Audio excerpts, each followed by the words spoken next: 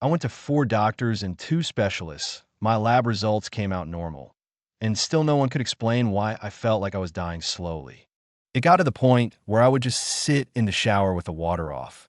The effort of standing under the spray or lifting a towel to dry myself afterward felt like a monumental task I no longer had the energy for. I was a ghost in my own body, and I was too tired to even haunt it properly. For months, sleep was a thief. It would steal 10, sometimes 12, hours from me every night and leave me with nothing in return but exhaustion.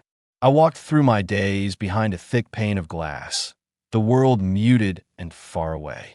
My skin was as dry and lifeless as my spirit. My moods would swing from a brittle rage to a gray apathy, and my mind was a constant, swirling fog. The first doctor patted my hand and said, "It's just stress." The second ran a basic panel, declared me within normal range, and suggested I had anxiety.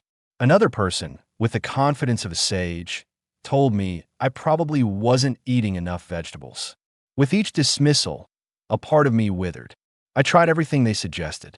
I meditated, I forced myself on walks, I quit caffeine, I went to therapy. Nothing pierced the veil.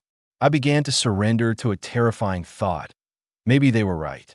Not about the stress or the vegetables, but that this was simply me now. This tired, useless, boring person was the final version. The engine had died, and I was just sitting in the silent machine, waiting for it to rust. After the fourth doctor's visit, something in me snapped.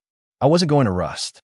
I spent weeks living online, falling down research rabbit holes, connecting dots the experts wouldn't. I compiled my own file, armed with theories and patterns. I went to one last appointment not as a patient, but as a scientist presenting my findings. And for the first time, someone didn't just look at the numbers. They listened to the story. It wasn't a dramatic, clear-cut disease. It was a ghost in the machine. My thyroid, while in range, was quietly failing. It was functioning just poorly enough to sabotage my entire existence without raising a single red flag on a standard test. There was no magic pill. The recovery has been a quiet, painstaking process I had to discover on my own. It's been trace minerals and vitamin A. It's been learning that coffee on an empty stomach was like poison to my system. Little by little, through tiny, deliberate changes, I've started to feel present again. Not great, not fixed, but I'm no longer drowning in daylight. I'm still angry at how long it took. But I've realized the fight wasn't just about my health. The cure I so desperately needed wasn't iodine or a new diet. My real diagnosis, the one that mattered, was simple. I was finally heard.